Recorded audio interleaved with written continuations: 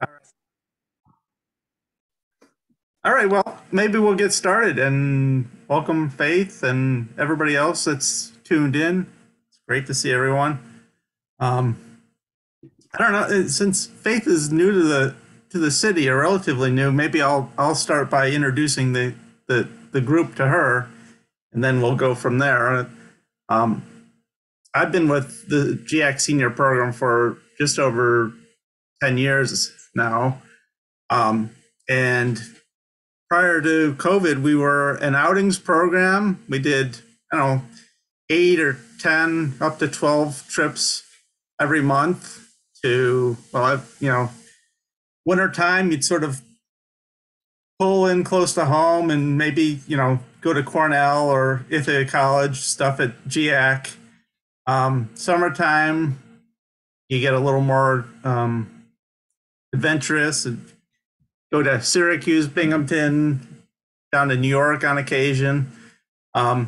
Festivals, museums, concerts, all sorts of stuff. So at its peak, which is, I guess, just prior to COVID, we had about 170 members.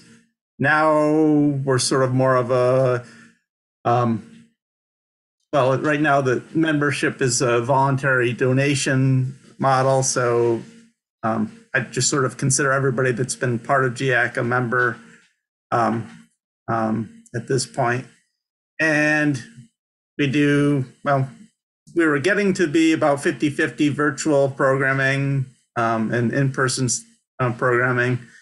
But Omicron has sort of had us pull back, and we've done a few hikes, and we may or may not meet for a birthday lunch, which is, it's going back since the beginning is one of the favorite things to do. We'll see how things look in a couple weeks. So we're just an interesting group of seniors. It's open to those 60 and above, and I really appreciate the group. It's a lot of fun. They're really a lot of fun to deal with, and I enjoy the programming that I get to put on for my work. It almost doesn't feel like work, being some of the my interests. I get to follow my own interests and hope that the group comes along with me.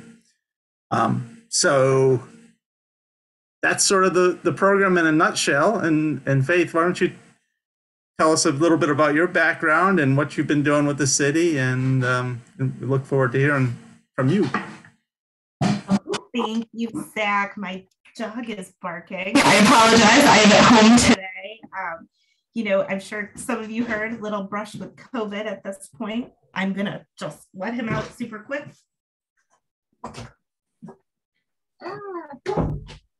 So, my background, just so everybody knows, I grew up in Binghamton, so not too far from Ithaca. Spent some time in Ithaca, of course, never dreaming that I would get the opportunity to be the chief of staff in Ithaca, which is fantastic. I went to college, have 2 master's degrees, one in criminal justice and the other one in public administration. And I started my career, surprisingly enough, in crazy different places, dealing in victim services, and then moving on to some other places. At one point, I was in charge of a senior center, and I did a lot of the programming there and all kinds of fun stuff. And I found I've worked in like 8 different states, and was married to somebody in the military, and all kinds of other stuff. And so I've kind of bounced around a lot. But recently, in the last, I guess, 5 or 6 years, I worked for the Broome County executive, Jason Garner, who I did a lot of programming and we housed the Office of the Aging and did some things with Meals on Wheels and some other things. And then I went to work for Anthony Brindisi, who was the congressman in New York 22, which is just over from where you guys are, and helped with, we called it the Gray New Deal, which was helping seniors, people over the age of 60, within the community, and helped with the process of him going to the floor and fighting for rights of older Americans, basically is the term I should be using, right? So it has been, Anthony did not get reelected.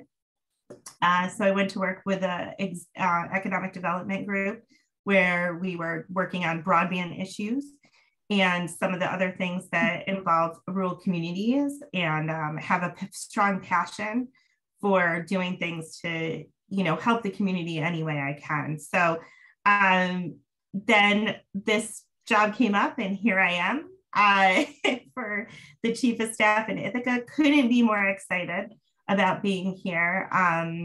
Love everything about Ithaca and the city, and the employees that I work with are amazing. The staff at the city is great. GIAC, I will say, is like a fine oiled machine. I tell Leslyn all the time. So it is an amazing organization. And I think that the passion that I see for the people that work here, especially people like Zach, who enjoys his job, I think is so critical to the community. So I'm here for whatever questions you have. I'm here for, you can ask me questions about me and my background. You can ask questions about the city. I have only worked here for 3 months. So if I don't know, I will get the answer to Zach, and Zach can give it to all of you.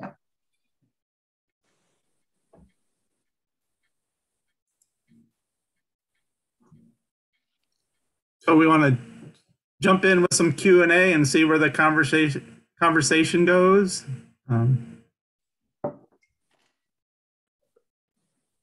Well, I'm just wondering, is this a new position, or did you replace someone, and what kind of job description is there for it? Sure. So I replaced Dan Kogan. He was the chief of staff. And so that's pretty much what the job description is. Of course, the mayor is leaving. Right. But and so I serve at the will of the mayor. So whoever the mayor is, that could change.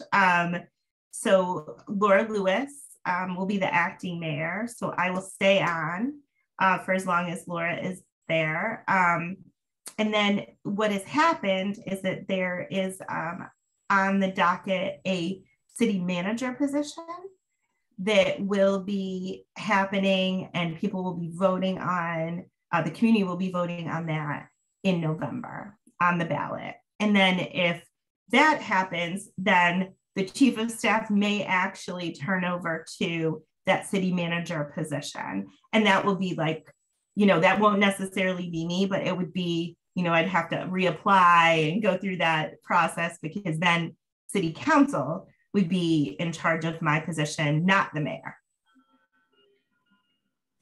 So it wouldn't be, that position wouldn't be open for a general election, basically. Right. Like so the city manager position, having that position available to change from, a chief of staff position to the city manager position would be on the ballot, that actual position. So right. You would vote on that. Yeah. Yeah. Well, so you're kind of in a tenuous position, right? You don't know what's going to happen. Yeah, so it's really interesting. I never really worked in well, I take that back. I guess when I was younger, I worked on political campaigns, but now this every 2-year cycle is kind of interesting. And sometimes it's 4, sometimes it's 2, but you realize how much you can or can't get done. and all the things that you work so hard for, for 2 years, and then if your boss doesn't get reelected or something happens, then you're kind of left with this really empty feeling of, I wish he would have, but it's hard to be the person in that position, I guess, being the one that kind of, takes so much stake in the community and wants to help, and then not being able to follow through. Could you clarify a little bit more about the chief of staff versus the manager? I mean, I understand the chief of staff is an appointed to serve at the pleasure of the mayor. City manager would be an elected position.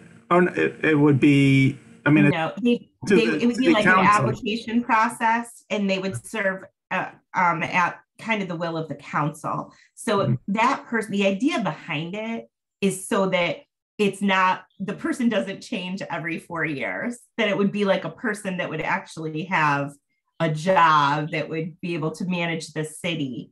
As far as, position, I guess, chief of staff is kind of the mayor's. So whatever the mayor asks me to do, I absolutely do. A city manager would be more in charge of the city, the operations of the city. Not saying that I don't do that now, but just saying to be more specific to the department heads, overseeing some of the things, more decision-making power, I think, with, what happens within the city would come from that with the input of council. Right now, council does have input, but it really is ultimately up to the mayor what decisions are made. So it would be a formal layer of bureaucracy at the top of all the departments, rather than the mayor saying she's in charge, or talk to her because she's my representative. It's actually a legal position that has that responsibility. Okay. Yeah.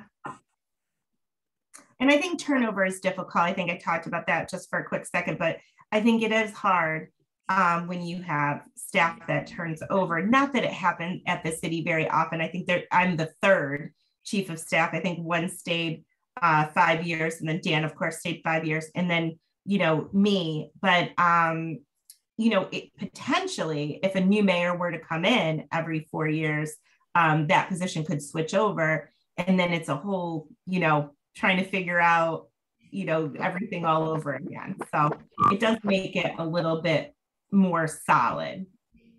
Mm-hmm.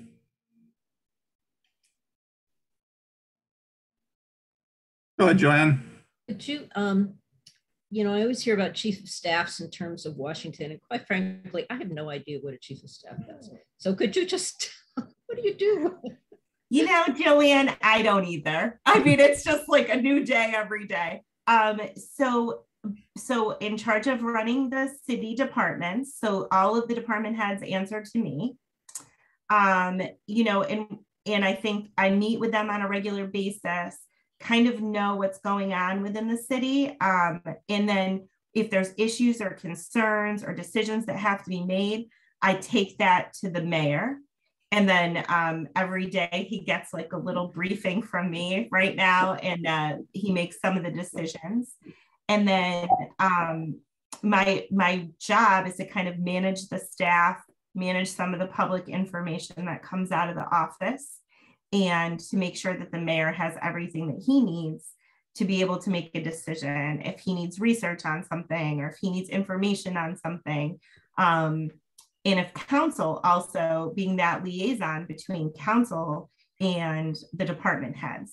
Sometimes, when you have 10 council members that have an issue with one department, sometimes it's hard for that person to answer 10 different people. So, that triage effect of, okay, well, I'm going to try to put out this fire so that the department head doesn't get, 10 different emails about something. So, and I don't go out as much. I think that that is something that could happen. I could go with the mayor to ribbon cuttings or to events or, to anything like that. But since COVID happened, I'm kind of, stuck either in the office or at home. So I think that summarizes kind of what I do.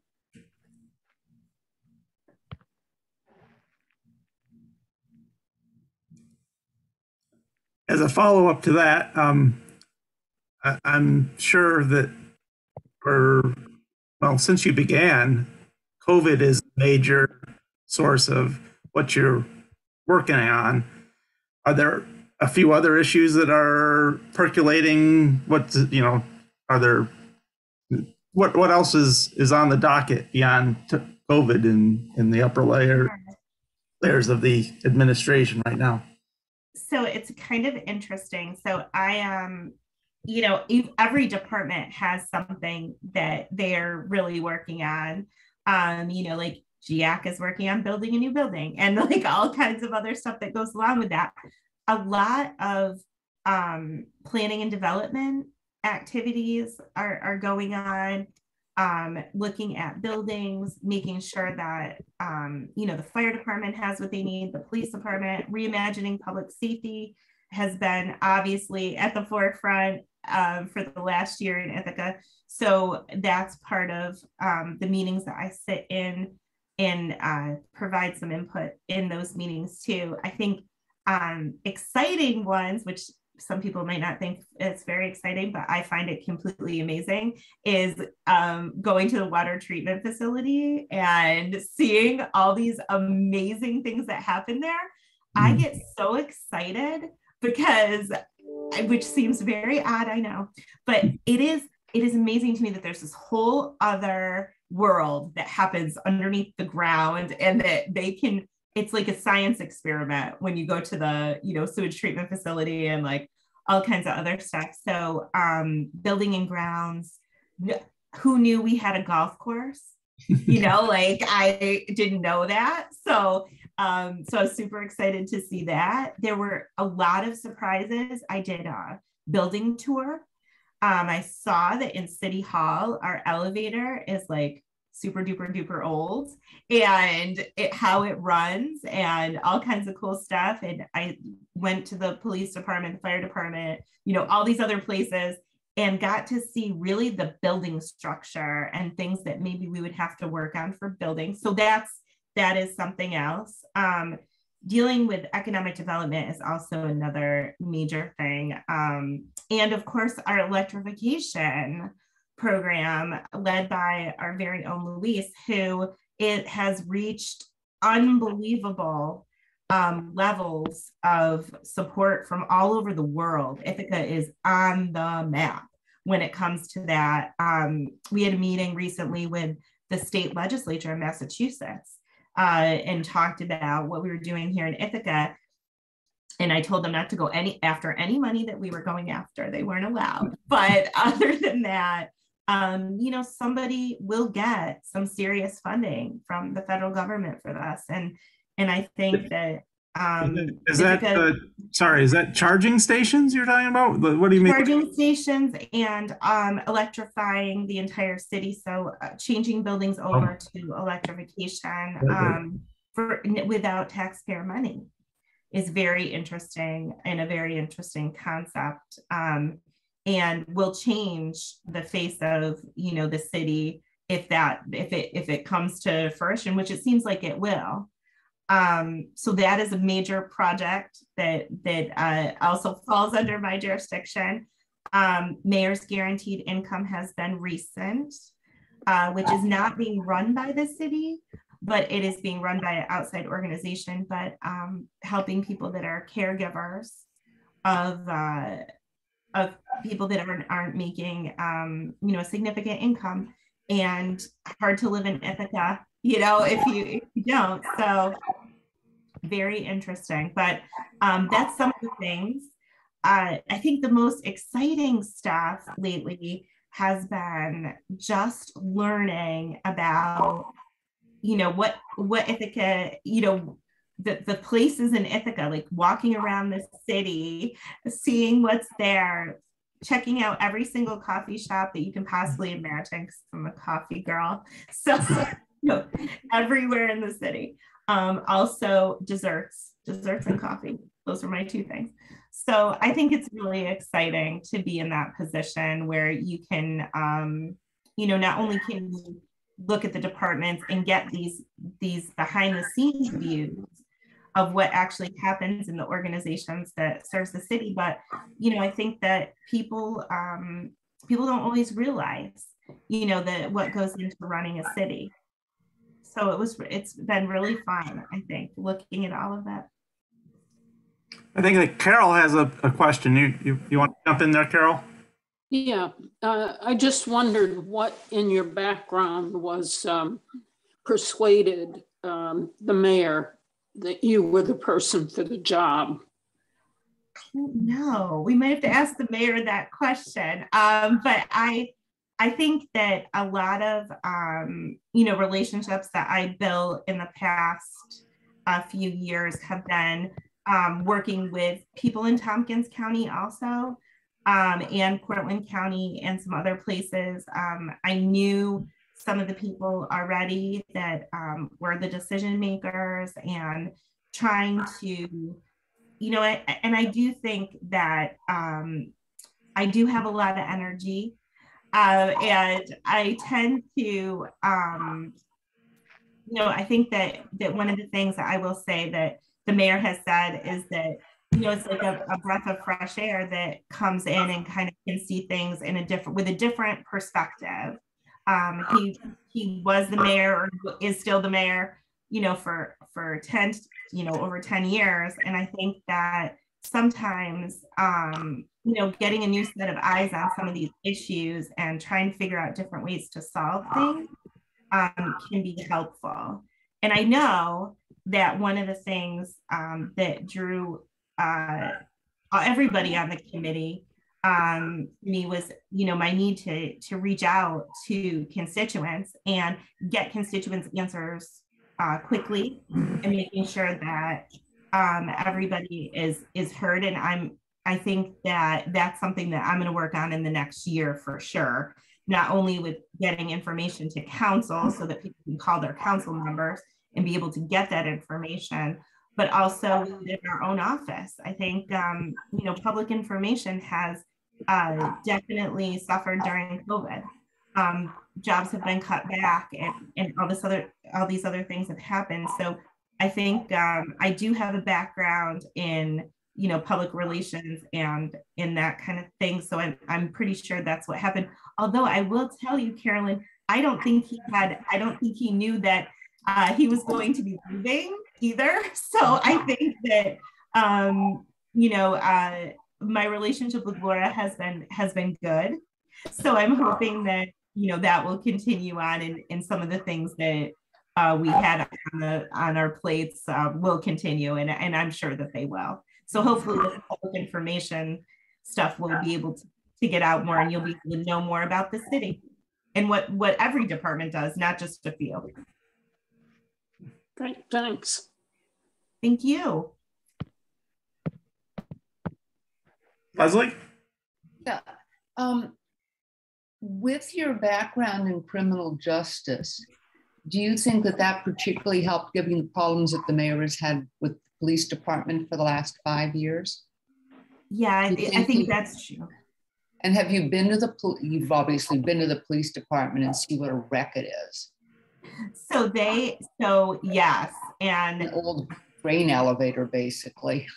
Well, and they are working with, so I've been working with the acting chief, and trying to get as much information as I can. And even, you know, the building tour taught me a lot about IPD, and like just the facility itself and the limitations that are within that facility are crazy. So it has been a definite learning experience. And I do think, I taught at Broome Community College for 4 years as an adjunct professor in criminal justice and forensics. And a lot of my students are police officers in different places throughout the New York State. And I think that drawing from some of their experience, like drawing from a lot of these experiences and talking to the police officers. And this morning I was just in a meeting with them discussing recruitment and how difficult recruitment is right now, and the perception of Ithaca. And it has been very difficult to try to get people to come, you know, to Ithaca to want to be a police officer. So hopefully, you know, in the next couple months, that will be less of a problem. The Reimagining Public Safety report, where the work groups are involved, will be coming, you know, in March. And so hopefully there will be some kind of decision. I think part of the problem, Leslie, really is that people are just waiting, you know, and everybody's just waiting for an answer. And then they're saying, you know, at this point, yes, we want what we want, but we just need an answer. So I think that will come, you know, hopefully by April, and then we'll be able to move on from there and see what we can do to really help the police department. They have been very welcoming to me. I have been invited in. I've, you know, been invited to do a ride along and then got COVID. So I didn't go, but hopefully that will continue, and I'm hoping that it does. Yeah, I have a particular interest in that my middle granddaughter and I did a 3-hour tour of the police department because she's majoring in criminal justice. And she just is in the middle of her freshman year of college, but she took 2 years of it with BOCES, and they were phenomenal there. They did an excellent, excellent job of teaching. And she also did an internship at the Cayuga Heights Police Department. So and would you be willing to talk to her the next time she's back home? So I will get her in touch with you. Absolutely, send her over. It is, there's nothing I like more. Okay, I take that back. There are some things I like more, but I love that people, one of my jobs was to try to recruit people into the criminal justice program at BCC. And I love the fact that people still are interested. I think it's a tough time for people to be interested in it. My experience and my academy experience and some of the other things that I've seen, you know, if I can help in any way to do that, a female in the field, not to make this about that, but a female in the field is a difficult thing sometimes. And I think that IPD does a decent job of trying to be inclusive of everybody, and hopefully that will continue through this process. So yes, absolutely, you can send her right over. I'll let her know what I know. Great, thank you. Go ahead, Joanne. I'd like to continue on this topic of the police, but I was wondering if that's your poor little dog outside that's barking, that we give you a minute to let. Oh, mine? No, it isn't. It is not. Yeah, you said that it's hard to recruit people right now, and that you think that possible recruits might be wondering what exactly is in the future for the city. And I haven't been following what they've been doing on those committees recently over the last month or so, but it seems, I don't know, I'm hopeful that maybe something new can come out of the process that's going on. And I'm just wondering, in recruiting new people to the department, is there, well, again, it's going to be hard to set up what the criteria are because you don't know exactly what's being recommended. But I was wondering what you see as the possibilities for maybe if not, well, it can't be a completely new model because the police is always going to have the position in the institutions that it does. But I was just wondering if you could comment on what you see the Public Safety Committee's trajectory right now. What do you think is going on in terms of a future changes or developments in Ithaca? Sure.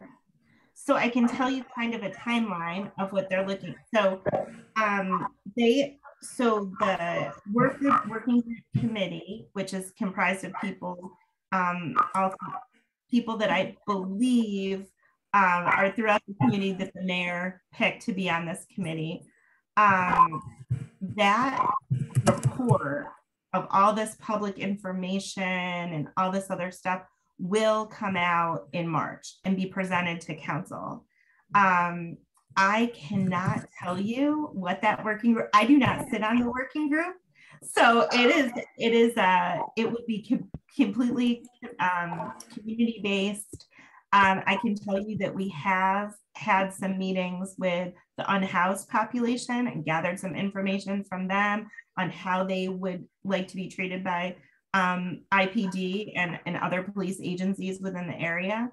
Along with some other groups of people. I think that, and I think I said this, and it's really not a secret, that I think all police departments could use some kind of reevaluation of how they're dealing with the public and how they do that. But as far as what the community is going to say, I'm excited to see what the report will say also, because I would love to hear input. And we are reimagining public safety is taking input from the community through the county website, because we have some of the plans are county and city plans.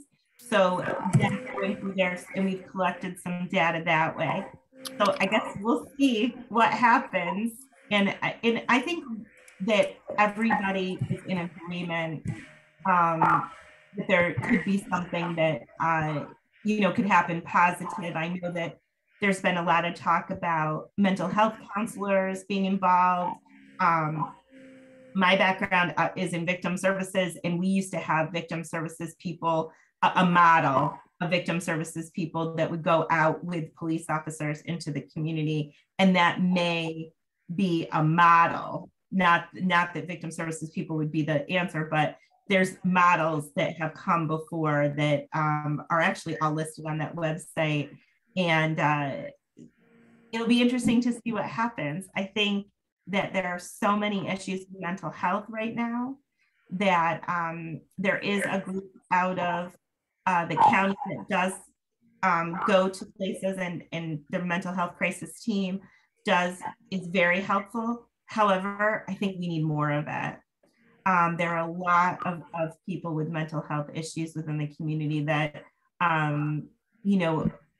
that need services, and how do we get them those services, I think is a big question. And,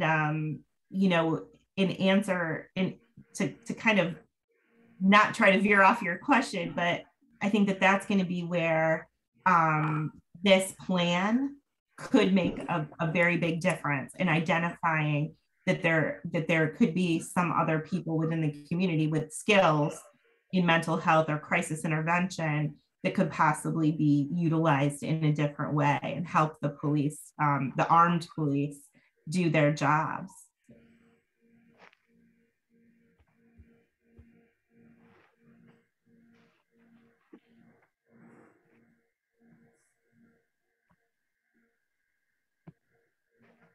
More questions?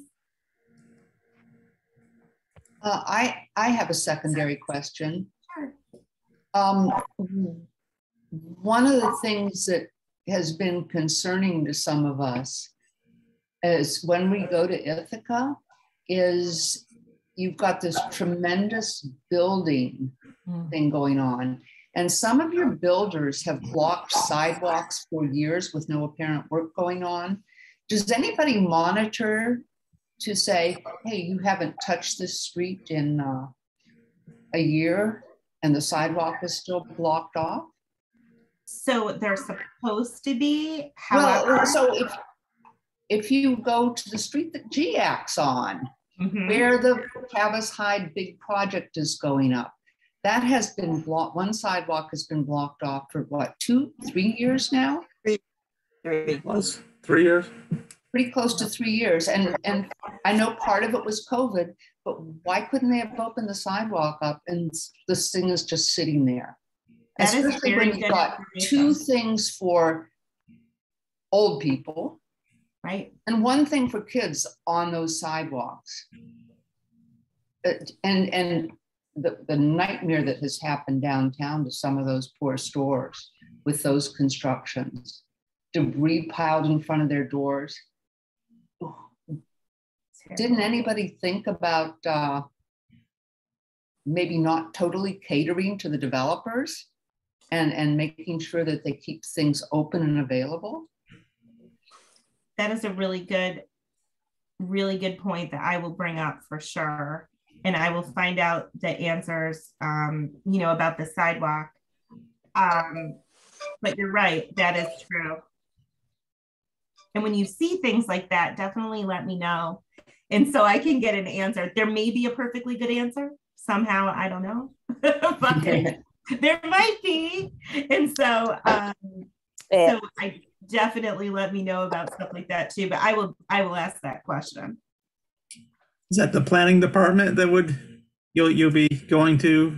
Yeah, so the planning department is in charge of building, but then there's also different, the economic development people may know, and then there's some other things, but either planning or the sidewalks would probably be public works. So there's a bunch of different departments I could ask.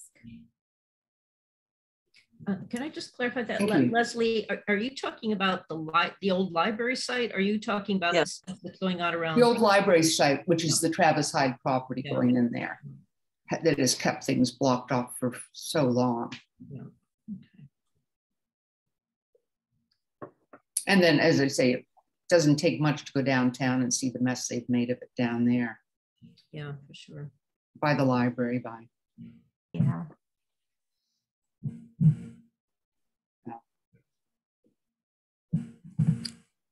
What's the different feeling or the differences you're seeing coming from Binghamton?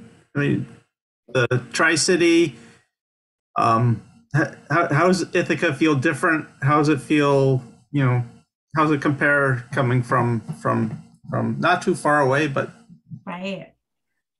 So I will say that I think that people, so this is a really weird observation, but I think people are more proactive in Ithaca than they are reactive sometimes. In other places, like if Leslie's point, like there's something in, blocking the sidewalk.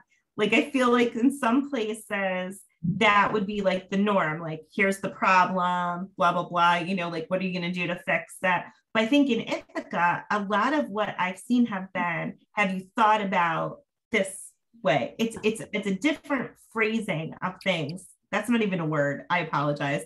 Cold medication, but it's a different way of, communicating that I think opens the doors to communication, where people really want to know legitimately, why are we restructuring the police department? What would be what people are definitely they're interested in what happens in the community that they live. And I think that in a very productive way versus, the people that wait for something bad to happen and then they react. And I think that in a lot of places, my experience in Congress has definitely been that. When something happens, that's when people call your office repeatedly and ask all these questions. But I think in Ithaca, the conversations are much more in depth on, what we can do to really help. I think it's important because taxpayer money is super tight.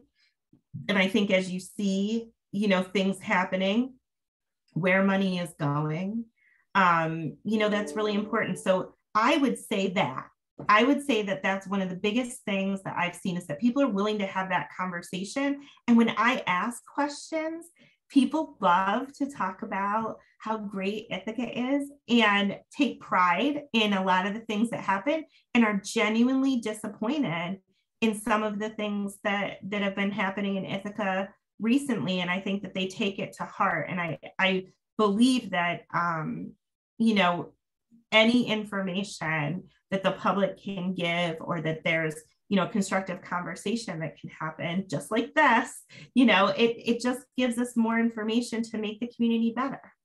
So I think that that's one of the things that I've seen, rather than trying to fix a problem, trying to avoid a problem. That makes sense. Mm-hmm. I'd like to raise the elephant on the hill. Okay. How does your position, well, the position that you're in, not necessarily you individually, but how does that interact with Cornell, the taxation issue of, so much of Cornell being exempt? No. And I know that, our current mayor has been fighting with them for probably almost 2 decades, well, since he was a student there, to get Cornell to contribute more money to the maintenance of the city. And I know what some of the arguments are from Cornell and all this sort of stuff.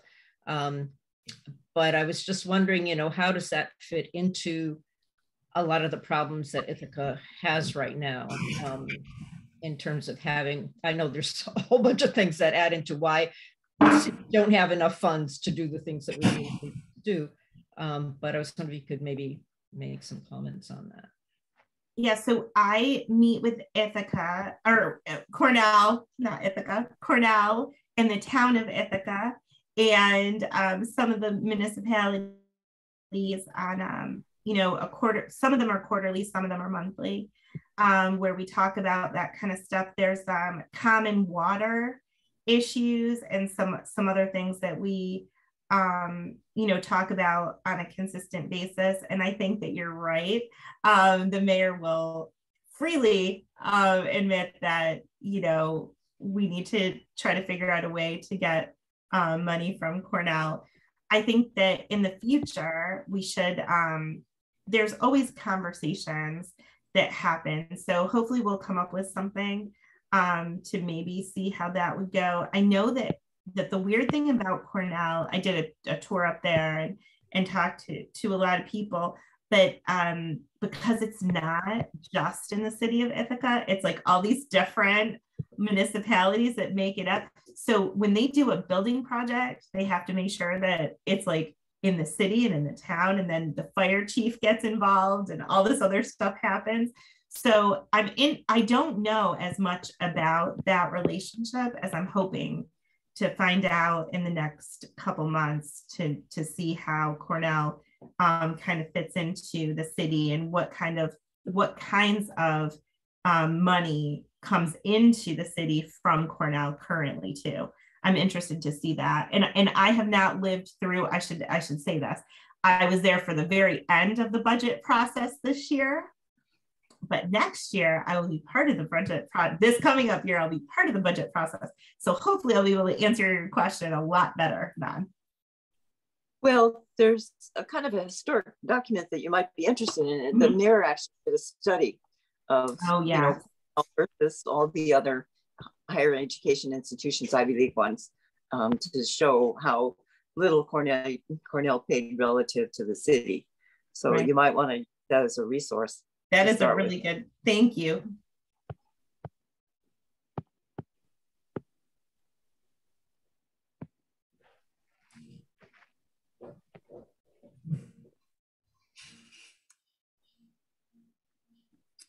Any other questions here?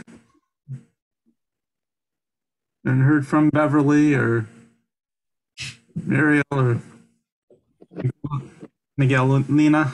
Anybody else have anything they want to ask? I guess I'm curious, when will the election occur? On the regular cycle? Well, so it will be, election will happen. Okay, so I just figured it all out. So I will tell you what I know. So here's how it will work. So in November, there will be an election for mayor that will finish the current mayor's term, so Savante's term. Okay. So Laura will be the mayor, and then whoever wins on November 4th or whatever the Tuesday in November is, that person will take over almost immediately. I believe the next day after the election is decided. And Wow. then whoever that person is will serve out the current mayor's term, so until 2023. And then they'll have another election where a new mayor could possibly be elected. So there's potential that Laura will be mayor, and then possibly she will run again, and then she will finish out the term and then have to rerun for another 4 years in their own. Whoever that person is will have to run for their own term. So that's how it will work. It is very unique, and our city charter is very specific to how it will actually work. And like the acting mayor will be the acting mayor, and they still have a vote within their ward. So, but they will not vote as mayor. So the mayor cannot break a tie, which also might be, so there will be no actual mayor. It's the acting mayor. So there's a chance you'll have five. That will not happen. I'm sorry? There's a chance you'll have five ties in common council that won't be able to be resolved until again, mayor. Yeah, and anything that's 5-5 is automatically a no. So interesting stuff. This is like this is like, what is that called? Like political science 101. Like this is what they tell you in the books that will never happen, and it does. Did he warn the staff that this was coming? Not to my knowledge. I think that I think possibly a couple days before. And then I think that it is an interesting, and then picking Laura, and then there's a deputy acting mayor also, which is another thing that we have in the process too. So if the acting mayor can't perform her duties, then there's another his or her duties, then it's another person. So good times. I mean, in general, when the mayor is out of town, there's a member acting mayor who steps in to be the acting mayor. Right. And they can go to ribbon cutting, like whatever the mayor, if the mayor's not there and there's an emergency, right, they're able to do that. So the title of acting mayor is not new, but the longevity of how long this will be is new.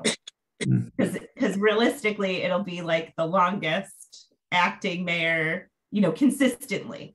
I guess that's the point. So, because it'll be from February 7th as his actual date, when the acting mayor will take over, and then that will be till November.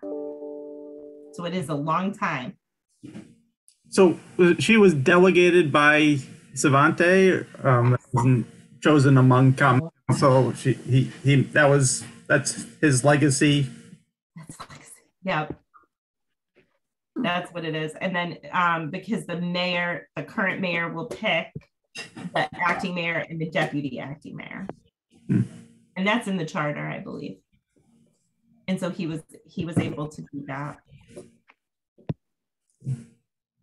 All right. Any other questions here before we let Faith get back to recovery and relax? Well, we really appreciate you tuning in, joining us for this and sharing with us, and look forward to meeting you in person at some point. Absolutely. We do a breakfast in normal times every month and have city officials in. So maybe next year or something, we can have you back for a breakfast in the floor, and you can see us all in flesh. And I am available. I can always, Zach has my email. So if anybody needs it, feel free, email me. I will get back to you and with any questions that you have. And thank you all for letting me crash your meeting. I'm excited to be here. Thanks for coming. Thanks. Absolutely. Yes, thank you all. Yeah. Bye-bye. feel better. Bye. Bye. Thank you. Thank you. Bye.